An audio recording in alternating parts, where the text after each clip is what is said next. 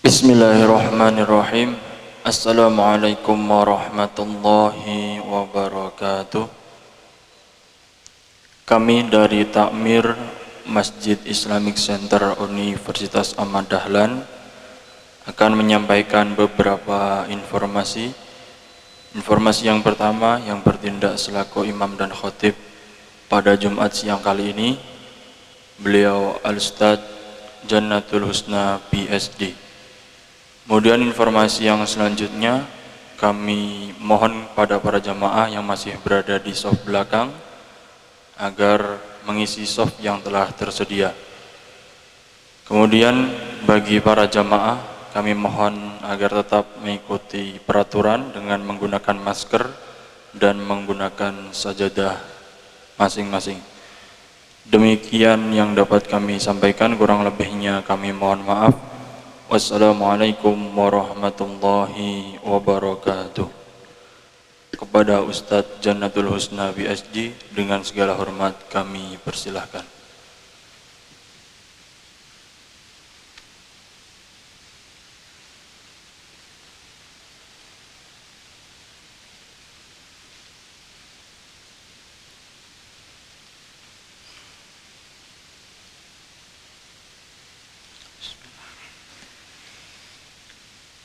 Assalamualaikum warahmatullahi wabarakatuh. Bismillahirrahmanirrahim. Allahu Akbar, Allahu Akbar, Allahu Akbar,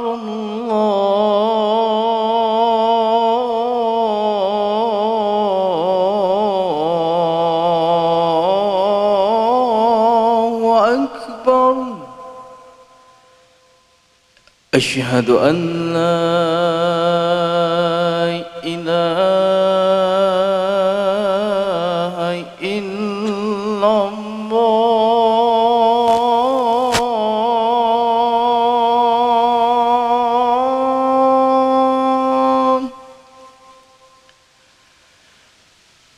Asyhadu an la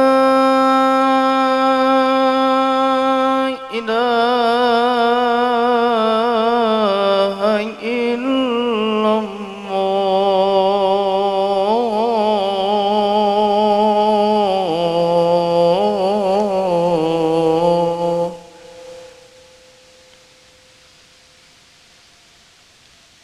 Asyhadu anna Muhammadar Rasulullah.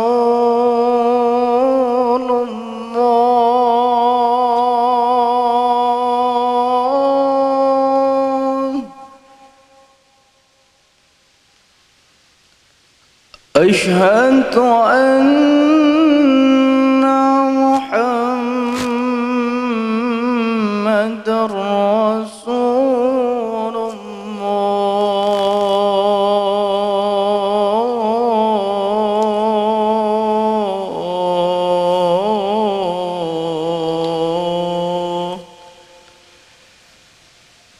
حي على الصلاة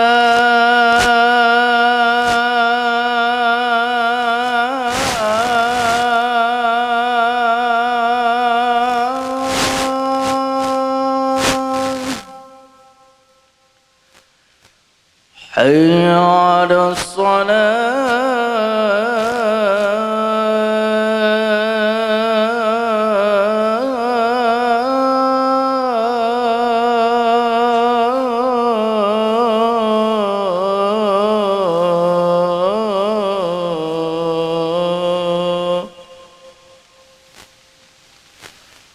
حي على الفلاح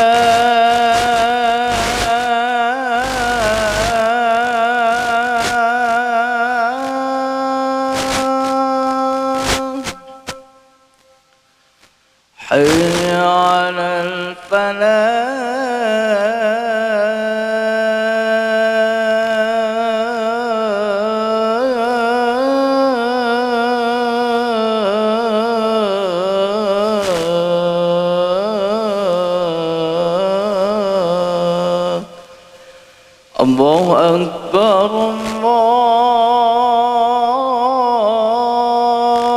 الله أكبر لا إله إلا الله.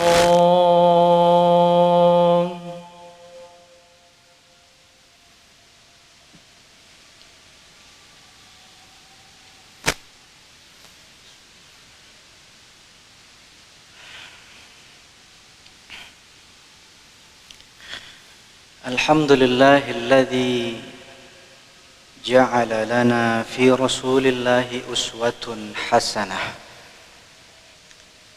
أشهد أن لا إله إلا الله وحده لا شريك له، وأشهد أن محمدا عبده ورسوله الذي لا نبي بعده. اللهم صل وسلم على حبيبنا المصطفى محمد بن عبد الله وعلى آله وصحبه ومن اتبع هدى إلى يوم القيامة. أما بعد، فيا عباد الله، أوصيكم ونفسي بتقوى الله، فقد فاز من اتقى. فقال تعالى: أعوذ بالله من الشيطان الرجيم، بسم الله الرحمن الرحيم. هو الذي بعث في الأميين رسولا منهم يتلو عليهم آياته ويزكيهم ويعلمهم الكتاب والحكمة وإن كانوا من قبل لفي ضلال مبين. صدق الله العظيم. Kaum muslimin sidang jamaah Jumat rahimakumullah. Pertama, marilah kita bersyukur kehadirat Allah Subhanahu wa taala atas segala limpahan rahmat dan karunia-Nya untuk kita semua. Sampai detik ini kita masih diberikan kekuatan iman Islam, kesehatan lahir batin, sehingga kita dapat menunaikan tugas sebagai hamba Allah sekaligus juga khalifah di buminya. Pada hari ini atau pada bulan ini kita diingatkan oleh satu peristiwa besar di dalam sejarah Islam, yaitu kelahiran baginda Nabi besar Muhammad sallallahu alaihi wasallam, yang kalau kita hitung berdasarkan penanggalan Hijriyah 1442 tahun Hijriyah, saat ini ditambah 52 tahun sebelum hijrah, itu berarti kalau kita hitung umur baginda hari ini lebih kurang 1492 tahun. Lebih besar bilangannya kalau sekiranya kita hitung berdasarkan penanggalan Masehi, yang sejarah mencatat beliau dilahirkan tahun 570 Masehi, yang ketika kita kurangkan dengan tahun 2020, itu berarti baginda hari ini sudah berumur 1450 tahun. Lebih kurang 15 abad yang lalu baginda sallallahu alaihi wasallam hadir ke permukaan bumi, dilahirkan sebagai utusan Allah Subhanahu wa taala. Beliau terlahir sebagai manusia yang ummi, yang apabila kita lihat dalam kitab-kitab tafsir Salah satunya misalnya tafsir Al-Qurtubi menjelaskan beliau Rasul yang ummi diutus kepada kaum yang ummi, seperti dalam ayat Al-Quran yang kita sebut baru saja di muqaddimah khutbah kita tadi. Imam Al-Qurtubi menyebutkan bahwa salah satu pengertian dari ummi itu adalah lam yaqra' min kitabin walam yata'allam min ahad. Artinya tidak pernah membaca satu kitab pun, tidak pernah belajar dari satu kitab pun, dan dia juga tidak pernah berguru kepada seorang pun. Ini menurut Al-Qurtubi menjadi sangat menunjukkan kemukjizatan baginda sallallahu alaihi wasallam. Seseorang yang tidak pernah belajar kepada siapapun, tidak pernah membaca kitab apapun, tetapi kemudian menjadi seorang rasul yang kita sebut dengan insan fatanah, yang seorang rasul yang cerdas, yang kecerdasannya mengatasi manusia biasa. Jadi ketika dia tidak pernah belajar kepada siapapun, ketika dia tidak pernah membaca kitab apapun, itulah kemudian kata Imam Al-Qurtubi tidak ada peluang bagi musuh-musuh Islam untuk mengatakan wajar saja Muhammad itu belajar kepada si fulan dan seterusnya. Wajar saja dia menjadi rasul, menjadi manusia hebat karena dia telah membaca kitab ini dan seterusnya. Jadi baginda sallallahu alaihi wasallam dididik langsung oleh Allah Subhanahu wa taala, sebagaimana dalam sebuah riwayat dikatakan adzabani rabbi fa ahsana ta'dibi. Allah Tuhankulah yang langsung mendidikku, dan dia mendidikku dengan sebaik-baik didikan. Rasul sallallahu alaihi wasallam sebagai manusia mulia, kita umatnya pun merindukan Rasulullah, merindukan syafaat Rasulullah. Karena itu kita dianjurkan untuk senantiasa berselawat kepadanya. Allahumma salli ala Muhammad wa ala ali Muhammad. Kata baginda, man salla alayya salatan wahidatan sallallahu alaihi asyra. Siapa yang bersalawat kepadaku satu kali salawat, maka Allah langsung yang bersalawat kepadanya 10 kali salawat. Apa itu arti salawat? Mudah-mudahan dalam kesempatan yang berbeda kita bisa menjelaskannya. Tetapi apa yang ingin kita sampaikan, bahwa kecintaan Rasulullah kepada umatnya demikian luar biasa, melebihi mengatasi kecintaan bahkan kepada keluarganya sendiri.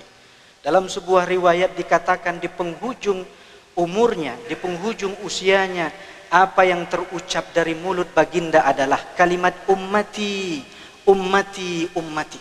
Umatku, bagaimana umatku, bagaimana umatku, dan seterusnya. Bahkan dalam satu kesempatan Anas bin Malik menuturkan kerinduan beliau kepada umatnya yang beliau sebut dengan temannya. Mata alqa ikhwani, kapanlah kiranya saya akan bertemu dengan temanku. Atau dalam versi riwayat Imam Ahmad menyebutkan wadittu anni laqitu ikhwani. Wadittu, demikian aku teringin sekali, demikian aku rindu sekali ingin bertemu dengan ikhwanku, dengan temanku, dengan saudaraku. Lalu sahabat bertanya, dalam hal ini Abu Bakar bertanya, awalaisa nahnu ikhwanak, wahai baginda, bukankah kami ini sahabatmu, bukankah ini temanmu? Lalu Rasul menjawab, bal antum ashabi, bukan, kalian itu sahabatku. Yang dimaksudkan walakin ikhwani alladzina amanu bi walam yarawni. Yang saya maksud dengan temanku, ikhwanku, sahabatku adalah mereka-mereka yang datang setelahku. Mereka beriman dengan risalah yang saya bawa, yang aku bawa, walaupun mereka tidak pernah melihatku. Karena itu Bapak Saudara sidang jemaah Jumat rahimakumullah, demikian tinggi dan hebatnya kecintaan Rasul terhadap umatnya. Kita pun mudah-mudahan juga turut mencintai dan mendambakan bertemu dengan kekasih kita Nabi Muhammad sallallahu alaihi wasallam. Kecintaan itulah kemudian yang terkadang mengguratkan hati kita ketika baginda kita dihina, dicaci dan dimaki oleh pihak-pihak yang tidak bertanggung jawab. Kegelisahan kita, kemarahan kita memuncak demikian rupa. Beberapa masyarakat kita, kelompok umat Islam dari pelbagai belahan dunia menunjukkan kemarahan yang luar biasa ketika beberapa saat yang lalu terjadi penghinaan, kasus penghinaan di sebuah negara. Bahkan Presiden Turki mengatakan bahwa yang bersangkutan, presiden yang bersangkutan harusnya melakukan perawatan mental. Bahkan di satu media, mantan Perdana Menteri Mahathir Muhammad di Malaysia juga mengatakan bahwa orang yang menghina Nabi ini wajar untuk dibunuh. Mereka yang menghina baginda sallallahu alaihi wasallam wajar kita protes, kita bunuh dan sebagainya. Itu kata Mahathir Muhammad. Mudah-mudahan pemimpin kita pun akan melakukan hal yang sama sebagai bentuk protes kita.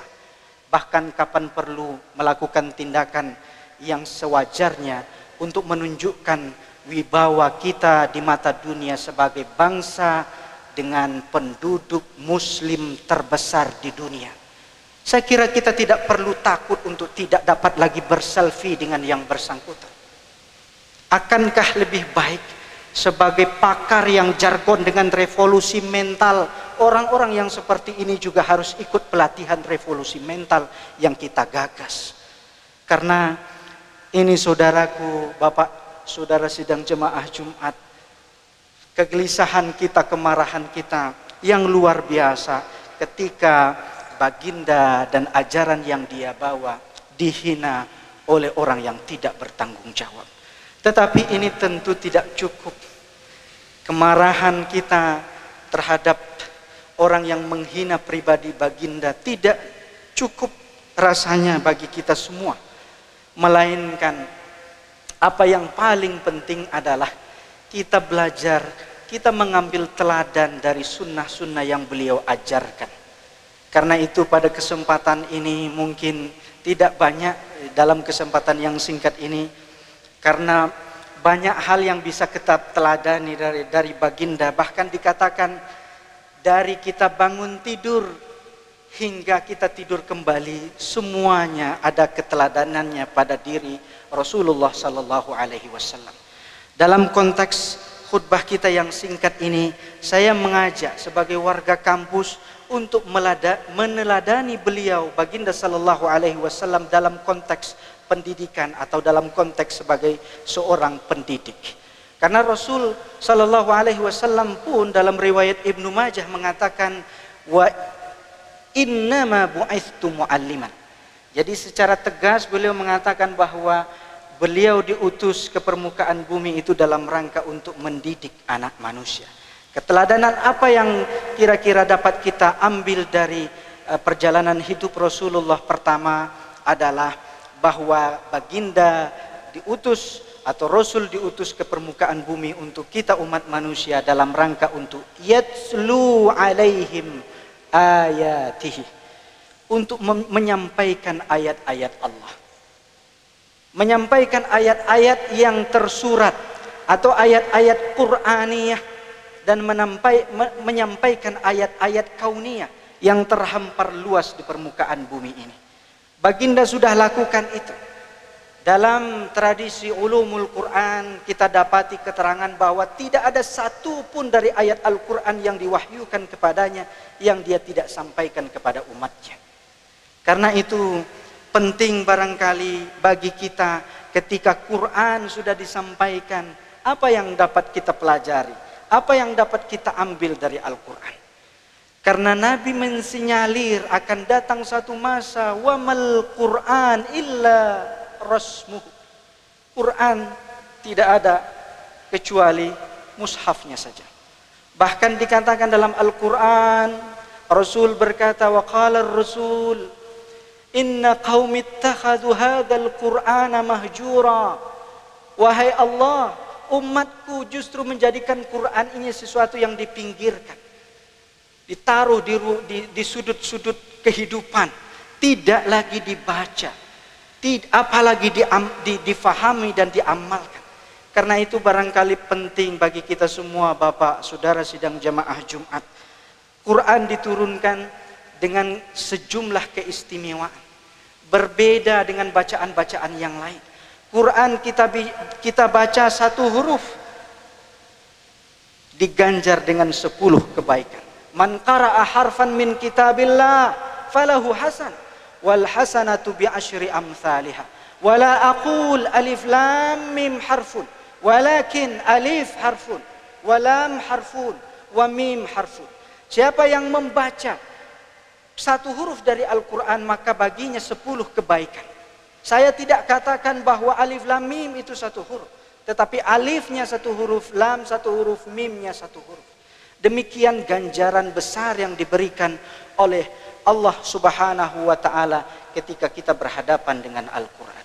Pertanyaannya sekarang, kapan kita membaca Al-Quran? Mungkin banyak waktu-waktu luang kita yang harusnya kita bisa baca Quran, tetapi kita tidak baca Quran. Salah satunya, Bapak Saudaraku, ketika kita datang dari rumah menuju kantor, di perjalanan, di mobil atau di motor, alangkah baiknya kita takrir hafalan-hafalan kita dari ayat-ayat Al-Quran. Contoh sederhana saja, syukur-syukur kita bisa menyediakan waktu khusus untuk membaca Al-Quran dan mengkhatamkannya. Dan yang jauh lebih penting dari sekedar membaca, tentulah kita memahami dan mengamalkan ajaran yang terkandung di dalamnya, agar kita tidak termasuk kepada kelompok yang disebut di dalam Al-Quran, wa man a'rada an dzikri fa inna lahu ma'isyatan dhanka. Siapa yang berpaling dari ajaran agamaku, Quran tidak lagi ditilawahi, dibaca, Quran tidak lagi diamalkan, sunnah Rasulullah tidak lagi dipedulikan, maka baginya kehidupan yang sempit dunia dan akhirat. Mudah-mudahan kita semua terhindar dari kesempitan hidup di dunia, apalagi kesempitan hidup di akhirat. Yang kedua, apa yang diteladankan oleh Rasulullah sallallahu alaihi wasallam kepada kita sebagai insan pendidik, bahwa Rasul memulai pendidikannya dengan tazkiyatun nufus wa yuzakkihim. Rasul sebelum ta'lim, sebelum dia transfer of knowledge, sebelum dia mengajarkan sesuatu, yang dia lakukan adalah wa yuzakkihim. Sahabat-sahabatnya sebagai generasi terbaik, kenapa muncul sebagai generasi terbaik? Karena dia melalui proses kaderisasi, penyiapan mental, spiritual sebelum dia menerima ilmu pengetahuan. Ini yang dilakukan oleh para sahabat dengan baginda sallallahu alaihi wasallam. Apa yang membuat hati kita, akal kita sebagai landasan tempat ilmu itu mendarat. Hati dan pikiran kita adalah tempat ilmu mendarat. Kenapa perlu kita tazkiyatun nufus, azkiya al-qulub, tazkiyatul qulub? Karena ketika maksiat, ketika kejahatan justru yang mengisi relung-relung hati kita, maka pelita atau cahaya hati kita itu akan pudar atau padam. Itu yang disebut dengan dalam Al-Quran al-misbahu fi zujajah. Hati kita itu bagaikan pelita dalam ruang kaca, yang ketika kaca itu barat, maka tidak akan terlihat, tidak akan terpancar pelita itu, cahaya dari pelita itu. Karena itulah Rasulullah mengingatkan penting untuk kita senantiasa beristighfar, bertaubat kepada Allah, mengingat kematian dan sebagainya, beribadah dan seterusnya. Agar apa? Agar cahaya dari pelita hati kita itu tetap menyala. Ini yang dikatakan oleh Nabi, innal mu'min idza aznaba kanat nuktatun sauda'u fi qalbih fa in taba wa naza'a wastaghfara suqila qalbuh wa in zadat. Seorang mukmin atau seorang hamba apabila dia melakukan kesalahan, maksiat, dosa kepada Allah Subhanahu wa taala atau kepada sesamanya, maka muncul nokta hitam di hatinya. Fa in taba, kalau dia bertaubat, bermohon ampun kepada Allah, wa naza'a, meninggalkan kebiasaan maksiatnya, suqila qalbuh, dibersihkan hatinya, pelitanya dibersihkan. Wa in zada. Tetapi sebaliknya, ketika maksiat yang justru digandrungi, maka nokta hitam itu akan semakin menjadi-jadi. Karena itu dalam proses pendidikan penting bukan hanya sekedar kita mencapai IPK, tetapi bagaimana ibadah kita, bagaimana hati kita, dan seterusnya. Mudah-mudahan apa yang kedua selain hati sebagai landasan tempat ilmu mendarat itu adalah otak kita atau akal fikiran kita. Karena itu agama sangat mewanti-wanti agar jangan sampai kita mencederai fungsi akal kita. Ma'askara kathiruhu faqaliluhu haram. Siapa yang minum khamar, ya, yang banyaknya memabukkan, maka sedikit pun itu haram. Tetapi kemudian masyarakat modern keren. Hari ini yang namanya narkoba itu banyak macamnya. Ya. Nah, ini yang disebut oleh baginda sallallahu alaihi wasallam, la yashrabanna nasun min ummati al-khamra bighairi ismiha. Nanti akan datang waktunya di mana umatku minum khamar tetapi tidak disebut dengan khamar. Bahkan dalam satu media yang cukup mengkhawatirkan kita, mudah-mudahan kita warga kampus UAD terhindar dari ini semua. UAD Yogyakarta, daerah istimewa Yogyakarta, dalam satu harian yang saya baca, termasuk pengguna narkoba nomor 4 di dunia, di Indonesia, maaf. Nomor 4 paling tinggi pengguna narkoba di daerah istimewa Yogyakarta. Karena apa alasannya? Lalu lintas pelajar dan mahasiswa dari berbagai daerah.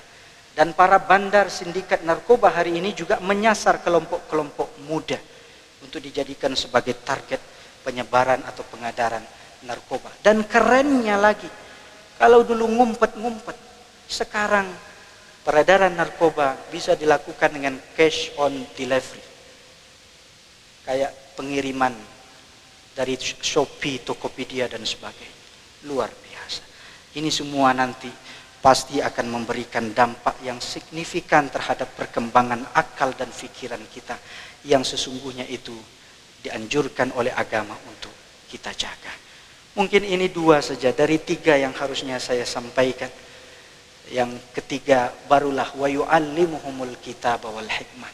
Siapkan hati dan pikiran kita untuk menerima ilmu pengetahuan, barulah setelah itu transfer of knowledge bisa dijalankan dengan baik. Aqulu qawli hadza wa astaghfirullahal azim li wa lakum wa lisairil mu'minina wal mu'minat wal muslimina wal muslimat fa ya fawzal mustaghfirin wa ya najatat taibin.